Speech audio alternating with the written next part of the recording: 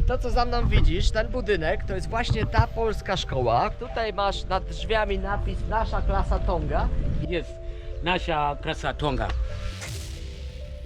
Za mną 19 godzin jazdy autostopem przez prawie całe Malawi. Dotarłem w środku nocy do dużego miasta o nazwie Mzuzu, gdzie nie było żadnego noclegu, więc przenocowałem na prawdziwej Melinie. Udało się jednak bezpiecznie przeczekać do rana. Jestem więc w końcu na północy Malawi. Zostało mi już tylko kilkadziesiąt kilometrów do miejscowości Nkata Bay, gdzie zostałem zaproszony do polskiej szkoły założonej przez Dorotę. Co to za projekt i dlaczego miejscowe dzieci uczą się polskiego języka? O tym wszystkim w dzisiejszym odcinku. Zapinaj pasy i jedziemy. No i ruszam do Nkata Bay po tym szalonym noclegu. To był najbardziej szalony nocleg w moim życiu.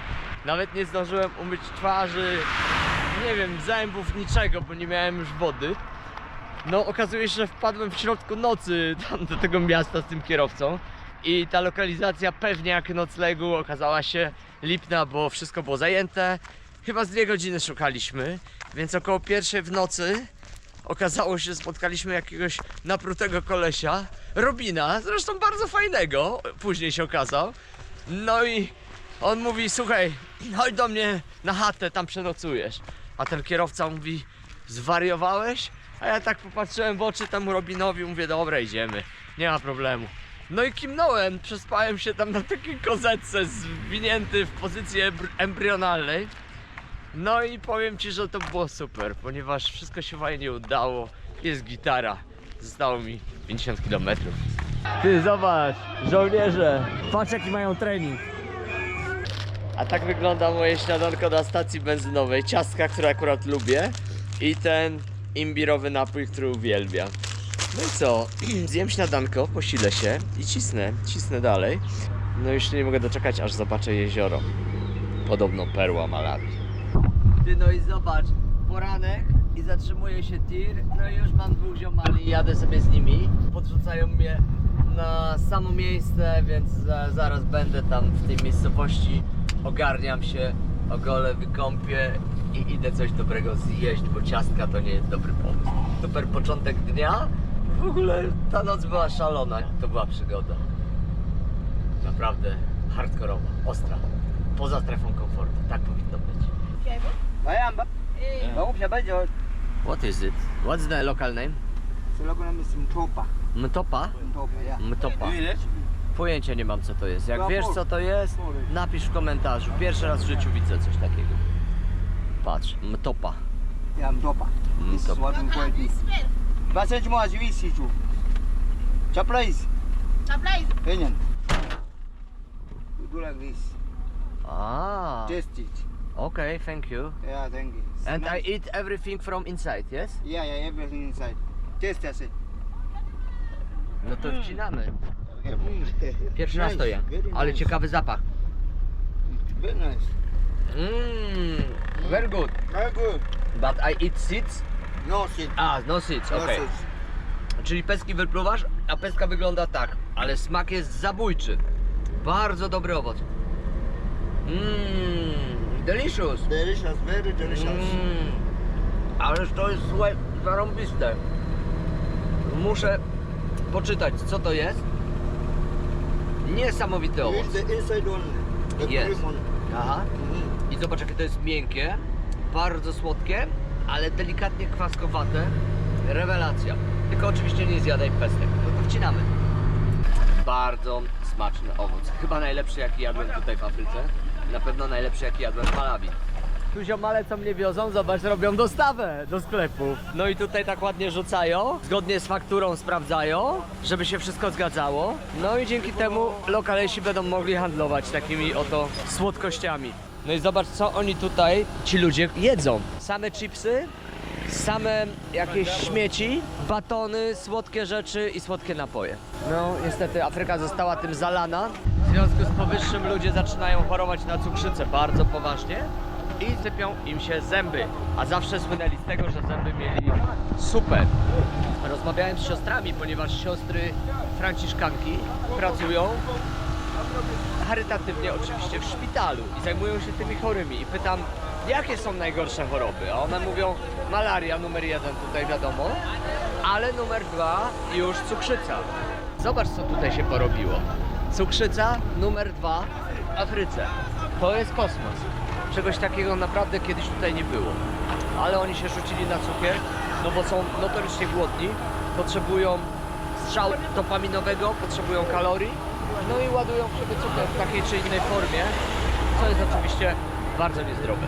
A w ogóle dzionek się zaczął fantastycznie. Po pierwsze, przenocowałem za darmo. Po drugie, ziomale podrzucili mnie na wylotówkę. Tam zjadłem ciastka i wypiłem soczek imbirowy, który uwielbiam. No i od razu złapałem stopa. Chłopaki mnie wiozą, zostało jakieś 17 minut zgodnie z mapą, czyli pół godzinki. Pół godzinki. O, tutaj ziomal się chciał nagrać, ale z drugiej strony. Dobra. Dla nich to jest wielka atrakcja, jak Mzungu nagrywa coś, albo zrobić sobie zdjęcie z Mzungu. No i co, pół godzinki jestem już na miejscu. No i spróbuję się zorganizować, wykąpać, ogolić, odpocząć i czekam na moich ziomali. Wszystko się pięknie układa. Oczywiście jest to bardzo męczące i wykańczające takie podróżowanie, ale można się przyzwyczaić, można się do tego dostosować i odczuwać wielką radość z tego typu podróżowania. Przede wszystkim interakcje z ludźmi. Ja wczoraj zmieniłem, nie wiem, z 7-8 samochodów, no i każdy samochód to była osobna historia, osobny kierowca, więc rewelacja. Dziewczyny tu sprzedają ryby z jeziora, no i to są te małe rybki, które miałem przyjemność jeść i o dziwo nie ma tu much, wszystkie są pięknie wysyszone. Przy okazji mają jeszcze ryż, mają fasolę, cukier pakowany w takich woreczkach i tyle. Much jest mało, jest wiatr, jest przyjemnie. A przy okazji cieszy mnie to, że tutaj w tej miejscowości Kata Bay jest dużo bananów, więc nie będę głodował, będę je notorycznie jadł. No i dotarłem! Tutaj miejscowy ziomal mnie oprowadza, zobacz! Polskie klimaty! Wbijamy do środka. Jestem w samym sercu Afryki, w Malawi, które znajduje się tutaj, dokładnie tutaj. Piękny kraj w samym środku Afryki. Malawi słynie z 3 rzeczy. Pierwsza rzecz to taka, że nazywane jest gorącym sercem Afryki. Dlaczego? Dlatego, że mieszkają tutaj wspaniali, serdeczni i bardzo pokojowi ludzie. I rzeczywiście tak jest. Przejechałem pół Afryki autostopem i Malawi jest absolutnym wyjątkiem. Oczywiście w większości krajów byli bardzo fajni, sympatyczni ludzie, ale tutaj to jest cecha narodowa. I drugą rzeczą, z której słynie Malawi, jest oczywiście jezioro Malawi. Jezioro Malawi to jest potężny zbiornik, jeden z najgłębszych na świecie. Zdaje się, że ma 8. miejsce pod względem głębokości. De facto nie widać drugiego brzegu. To jest jak morze. Żyje w tym jeziorze ponad 800 gatunków endemicznych i pielęgniczych. Trzecią rzeczą, z której słynie Malawi, jest góra Mulanje. Jest to 3000, dokładnie 3002 metry wysokości, ale oprócz tego szczytu są jeszcze 23 pozostałe szczyty w tym masywie, co tworzy wspaniały region, gdzie możesz zrobić 3-tygodniowy, cudowny trekking. Więc jak już wiemy wszystko o Malawi, to teraz powiem Ci, gdzie dokładnie jestem. Jestem w miejscowości Kata Bay, nad samym jeziorem Malawi, w północnej części Malawi. Dlaczego tutaj jestem? Dlatego tutaj jestem, ponieważ zostałem zaproszony do szkoły, którą założyła Polka, Dorota, którą serdecznie pozdrawiam. I lokalni ludzie prowadzą tą szkołę. Głównym założeniem tej szkoły jest edukacja lokalnych dzieci, tak żeby dać im lepszą przyszłość. O tym wszystkim opowie mój kumpel Czapas, który tutaj jest. Natomiast ja wyjaśnię, w czym jest największy problem Malawi. Malawi to jest jeden z najbiedniejszych krajów świata, czyli licząc od tych najbiedniejszych, Malawi zajmuje 8. miejsce. Jest to naprawdę fatalna sytuacja ekonomiczna tego kraju, jest gigantyczny kryzys i ludzie tutaj żyją w skrajnej biedzie. 85% społeczeństwa nie ma pracy. Taki jest poziom bezrobocia. Ceny są znacznie wyższe niż w Europie, a zarobki zaczynają się od 40 zł do 120, powiedzmy, mniej więcej. W związku z powyższym poziom życia, poziom ubóstwa jest fatalny i to, co robią tutaj ludzie lokalni przy wsparciu Doroty, to jest właśnie tworzenie przyszłości dla tych dzieci, tak żeby im się żyło po prostu lepiej. Gość, który to prowadzi, ma na imię Czapas, jest jeszcze drugi koleś, który nazywa się Webo i oni we dwójkę tutaj zarządzają tą szkołą i ją organizują. Dodatkowo zatrudniają nauczycieli, którzy też przyjeżdżają, przychodzą i uczą te dzieci. I uczą ich przede wszystkim czytania, pisania, muzyki, sztuki, ale też również praktycznego aspektu tworzenia sztuki, czyli na przykład jak tworzyć rzeczy, na których można zarabiać, ponieważ Kata Bay jest miejscowością turystyczną. Ja pokażę Ci w tle to jezioro, które tak właśnie wygląda i co oni robią. Zobacz, na przykład malują farbami takimi permanentnymi na koszulkach napis Malawi, notabene bardzo ładną czcionką, i sprzedają to. Stworzenie czegoś takiego zajmuje około 5-6 godzin. Ja osobiście to widziałem i po 5-6 godzinach pracy powstaje taki produkt, który oni mogą sprzedawać turystom. O projekcie opowie Czapas, natomiast tutaj masz nad drzwiami napis Nasza klasa Tonga i zdaje się, że tak ten projekt się nazywa. Zaraz go dopytam. Czapas, come on. Yeah, man. The name of the project is Nasza klasa Tonga? Yes, yes. Yeah, the project is Nyasa Trasa Tonga. I know I'm not sometimes little good old Polish, but yes, Nasha Krasa Tonga. Yeah, this is our project. Our main point is like to help the kids.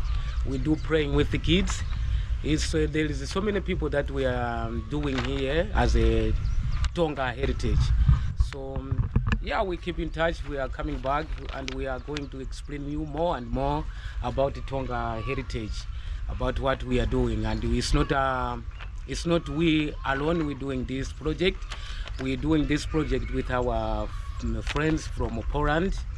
And since when we've been started this project with Dolota, which is a Polish girl, very happy to meet this girl because she's very hard worker. And yeah, there is more things that we are going to explain. Yeah, let's explain Yeah, in so- details. Siedzimy tu z chłopakami, mamy Webo, który jest głównym operacyjnym zarządzającym i mamy głównego szefa Czapasa, który jest tutaj całym organizatorem tego projektu. Reasumując, razem z Dorotą otworzyli polską szkołę, gdzie szkoła jest finansowana z polskich pieniędzy, z polskich datków oraz z tego wszystkiego, co uda się Dorocie zebrać w Polsce i wysłać tutaj do Malawi. Tak jak mówiłem, Malawi jest w bardzo fatalnej kondycji finansowej i przyszłość tych dzieci bez tego typu projektów jest naprawdę słaba. Dlatego to, co oni robią, jest niesamowite. że jestem pod niewiarygodnym wrażeniem tych ludzi. Since you've been starting from 2015, is it? Yeah, it's 2015. Yeah, we started from 2015. Our idea is like to help, yeah, to help the people who need it. So that's our target. Dziękuję. And we need them to come. You're very welcome Yeah, to come and taste come our and see it food. for yourself. Jest. Yeah, my Try brother our Martin food. is here. You Yeah. saw it. Ja, to jest bardzo dobry pomysł i rzeczywiście oni są mega otwarci. Jak widzisz, mają dready, Rasta Guys i oni są mega pozytywnymi ludźmi i zapraszają tutaj do siebie, żeby pokazać, bo tutaj każda pomoc jest dobra, nawet taka, że ja przyjadę z kamerą i coś opowiem. Może ty przyjedziesz, zamieścisz coś na swoich social mediach, może przyjedziesz coś i kupisz i to wszystko jest naprawdę świetne, dlatego wrzucę kontakt w opisie filmu do nich i adres i zdecydowanie zapraszamy, to jest naprawdę świetne miejsce. Dziękuję tu Drota. Tak, i dziękujemy Dorocie, bo ona wykonała tutaj gigantyczną robotę i to widać na każdym Yeah. kroku. Dzieci Africa. Dzieci, Hey, One love. one love. Yeah, man. We are still coming to give you more and more update. Yeah. So I know we just started to explain what we are doing. So I hope you're going to understand what we're doing. You need more? You need more? We are looking for better Camila. You can see everything. Yes. Tutaj w Malawi ugali nazywa się shima. I tak to jemy. No ja jem to rękami, bo oni też jedzą to rękami. Small fish usipa. Sipa, small fish, usipa. usipa. Yes. Okej. And some veggies. This is chibwaka. Chibłaka. This is potato leaves. A, okej. Yes. And this is mustard. Mustard. Yeah. Okej. Yeah. So it's veggies and a little bit of small fish. So A yeah. tutaj towarzystwo siedzi na podłodze i wcina, a my przy stole. No dobra, niech i tak będzie. Smacznego. Kolejny poranek, zobacz w tym zarąbistym miejscu z moim ziomalem. Dredy, Pytam go, czy może mi zrobić takie same włosy, a on mówi, musiałbyś tu zostać na pół roku. I zobacz, co tu się odbywa. Robimy pranie przy pomocy Frani, czyli polska Frania tutaj przyjechała, a właściwie przyleciała. No i zobacz, tam są różne graty, plus do tego moje ciuchy. Ta woda, jak widzisz, jest czarna, bo te ciuchy były czarne. I w końcu pierwszy raz, nie wiem od kiedy, na tej wyprawie, ale na pewno pierwszy raz w Afryce, mam białe, jasne, czyste, pachnące ubrania. Właśnie dzięki Frani i dzięki tym ziomalom. Więc jestem odświeżony, wykąpany, słuchaj, ogolony, wyprane ubrania. Jestem przeszczęśliwy, mogę działać. Spójrz w ogóle, jaki widok tutaj z tarasu. Jezioro Malawi, które wygląda jak morze. Przepiękne. Te dzieciaki uczą się języka polskiego. Dorota ma jakiś taki pomysł, żeby je uczyć języka polskiego. No i ja dzisiaj też pobawię się w związku z powyższym w nauczyciela. Nigdy tego nie robiłem, ale będę dzieciaki uczył podstawowych zwrotów po polsku. Niech łapią akcent, niech się uczą. A co? Może przyjadą kiedyś do Polski. Ja już wiem, że zaraz się odpalą komentarze, inżynierów nam nie potrzeba, ale bez przesady. Naprawdę. Ci ludzie tutaj mieszkają w bardzo skrajnie słabych warunkach i jeżeli komukolwiek uda się poprawić życie i przyjechać do Polski, to myślę, że to jest bardzo pozytywne i fajne. What's the name of the fish? Because it's big one and small one, yes? Oh yeah, this one we call usipa. Usipa. Yeah, it's very famous fish here in Malawi. They like it. Yeah, from Malawi Lake, of course, every fish is from Yes, Malawi from Lake. Malawi. Yes. Yes, and Okay. this one we call msheni. Mszeni. Msheni. Ah, But okay. here is north side we call gelewa. Gelewa. Yeah, this is our local language.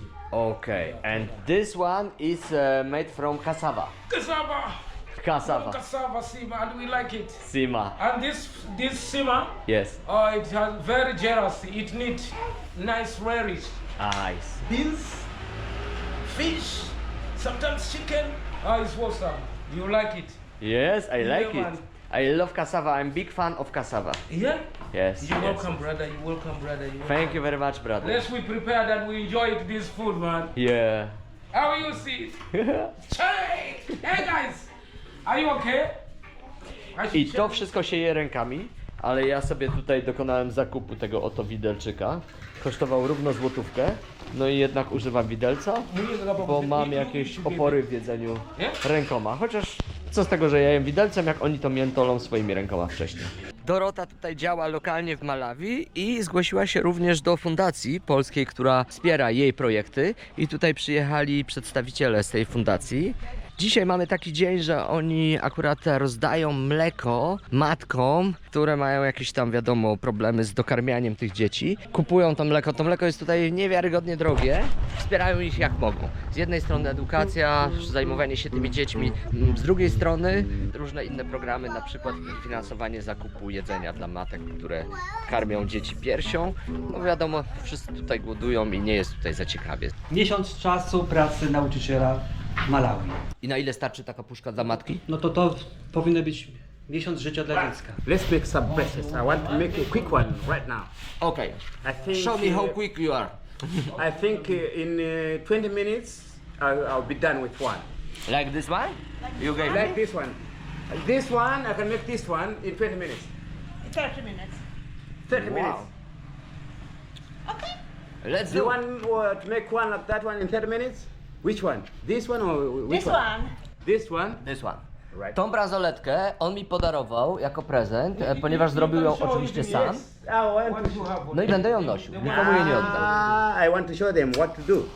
Very quick. I think 30 minutes that's too much. That's too much. Okay, to see, are you ready or not? There we go. Aha. Okay, if you are ready, so let's go. Okay, we can start, eh? We can start. I'm with you. Robert? Okay. Right? From there, you find my bracelet lady. From the busy you're going to take there, you find my bracelet lady. Yes, that's so quick. So quick. So nice, man. Become a hotel the time I'll take. Like that one you're wearing in your your list. Don't worry. Are you rushing? No. Don't worry. Hakuna Matata. Pole Whether pole. you're rushing, you want to catch a bus, I'll make you one. You want to catch a plane, I'll make you one. Don't worry. Just 20 minutes. 20 minutes. 20 minutes, I'll be ready. Amazing. Yeah. I'm sorry, I dropped some stuff there. Yeah, but yeah. Woohoo! We're there to go. Okay.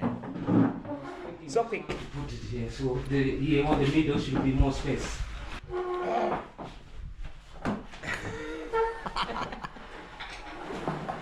Don't worry about it. I missed one. Right? Yes, I missed one. This one. I need to add one more. I'm sorry, I was too quick, so I'm late. I was too quick, I'm late. Hakuna Matata, my brother. I was too quick, but I'm late. I want to catch up with the time. There we go. So quick. I use it. What are you doing? I want to use my own. Aha, okay. I want to rock. Because kids can see this video. Be careful. Yeah, I don't want to do more. Okay. I don't want to do more. But someone will see, think like, "Ah, what is he trying to do?" Yeah, I'm making this one to hold like here. I didn't finish that one. I'll go like this. Yeah, I was just playing. Here we go. I'm there, I'm going.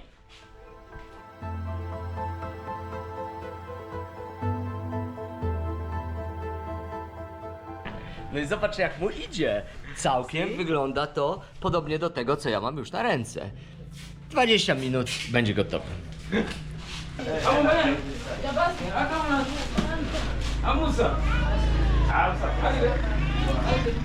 Kobiety się schodzą powoli z dziećmi. Zobacz jaką piękną pani ma fryzurę.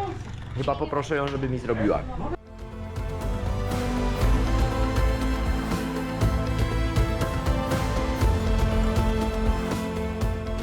So we can buy dinner. Yes. We survive another day. It's good. It's good.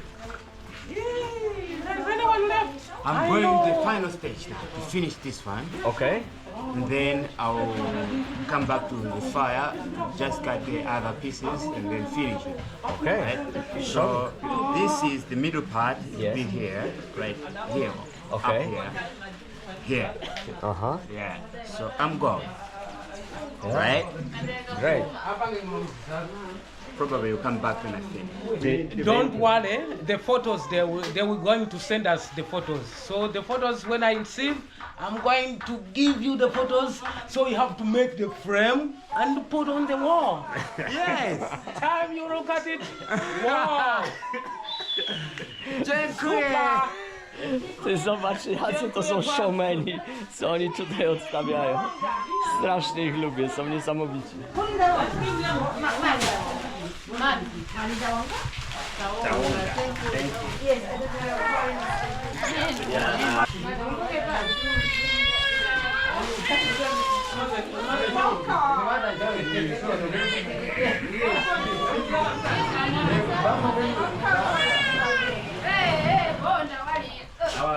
Tak wygląda mój nocleg w tej szkole. Mam moskitierę, jest jakaś karimata, jakieś koce. W to się owijam i w ten sposób śpię. Spałem tak parę nocy. Dzisiaj prawdopodobnie przenoszę się do jakiegoś hostelu, bo no jestem chory, znowu złapała mnie grypa, pozamiatała mnie straszliwie. Ten wyjazd jest tak wykańczający i wymęczający, że od czasu do czasu organizm odmawia posłuszeństwa. No i cóż, muszę poleżeć ze 3 dni, wygrzać się, wyleczyć. Tutaj niestety jest epidemia malarii.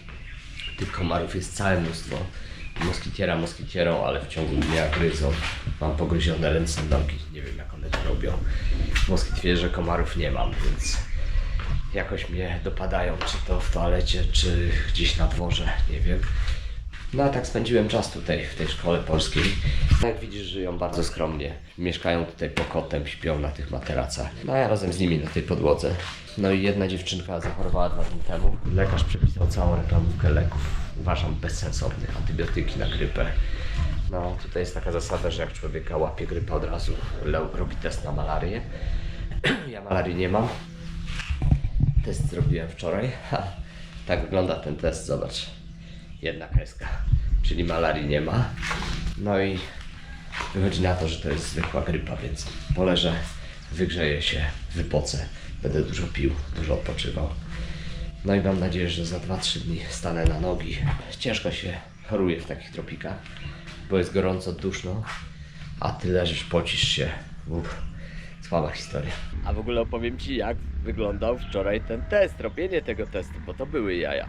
Po pierwsze, w nocy nie ma światła, tak pomiędzy 6 a 9 wieczorem nie ma prądu zupełnie, więc miasto jest totalnie ciemne. Było tak ciemno, że nic nie było widać. A ja miałem jeszcze słabą komórkę, w związku z powyższym nie używałem latarki idąc. No i szedłem w totalnych ciemnościach. Doszedłem do kliniki, która, no powiedzmy sobie szczerze, wyglądała jak wyglądała. No czego tutaj się w takiej małej miejscowości spodziewać. Totalna ciemność.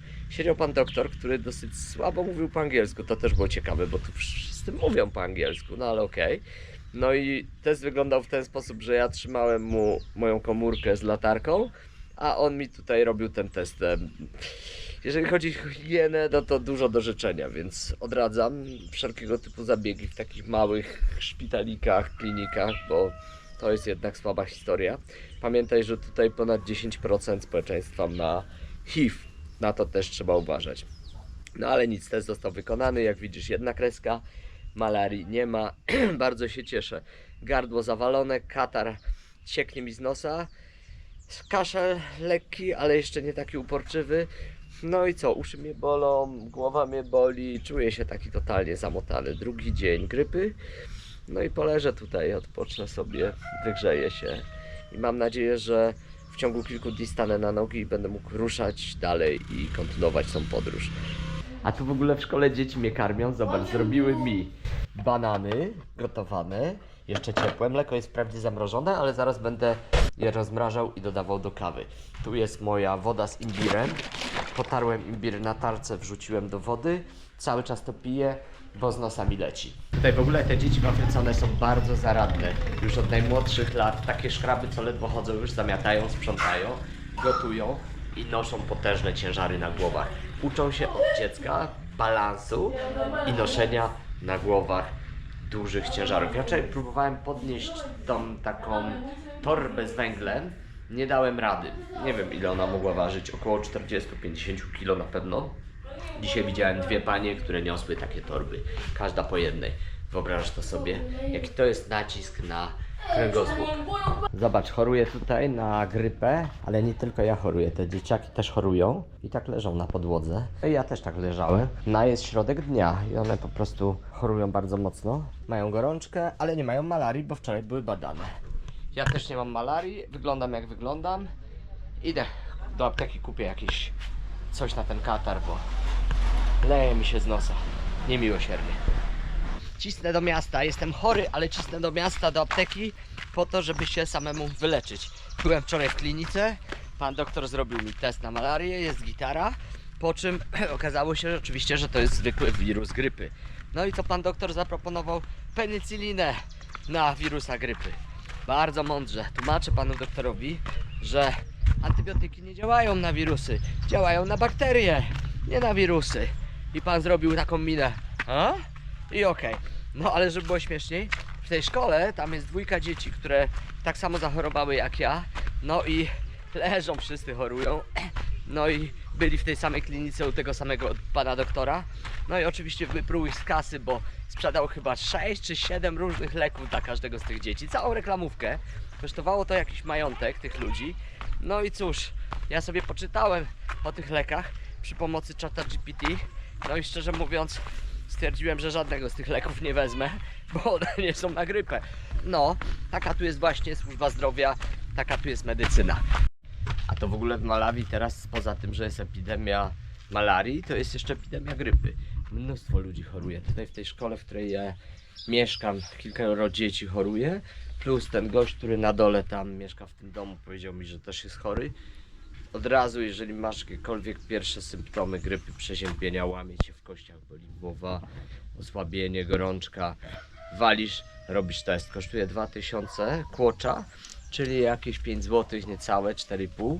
No i masz w 15 minut wynik i teoretycznie 99,9% wiesz, że masz malarię albo malarii nie masz. Jeżeli masz, przyjmujesz bardzo mocne leki, bo malaria, wiadomo, choroba śmiertelna, bardzo, bardzo niebezpieczna. No i jak ja się dzisiaj czuję? Słabo się dzisiaj czuję, ale trzeba brnąć dalej, nie ma się co poddawać. Spróbuję 2-3 dni się przebujać na jakimś tam autopilocie, a później ruszam dalej. Mój ostatni odcinek z Malawi wywołał burzę w mediach społecznościowych. Po tym, jak powiedziałem, że inżynierów boją się ludzie, którzy nigdy w Afryce nie byli, a mieszkańcy Czarnego Lądu to pracowici, biedni ludzie, którzy po prostu mieli pecha, że urodzili się w warunkach, które nie dały im szans na jakikolwiek start. Napisz w komentarzu, co o tym sądzisz. Czy naprawdę powinniśmy się ich bać, że zaleją i zrujnują nasz kraj? Czy powinniśmy jednak okazać empatię i wspierać takie projekty jak Polska Szkoła w Malawi, zorganizowane przez Dorotę? Przy okazji, w opisie filmu podaję namiary na Dorotę. Jeżeli zechcesz ją jakoś wspomóc, kontaktuj się z nią bezpośrednio. Kto wie, może jakiemuś dziecku umożliwisz bardziej komfortowe życie w przyszłości.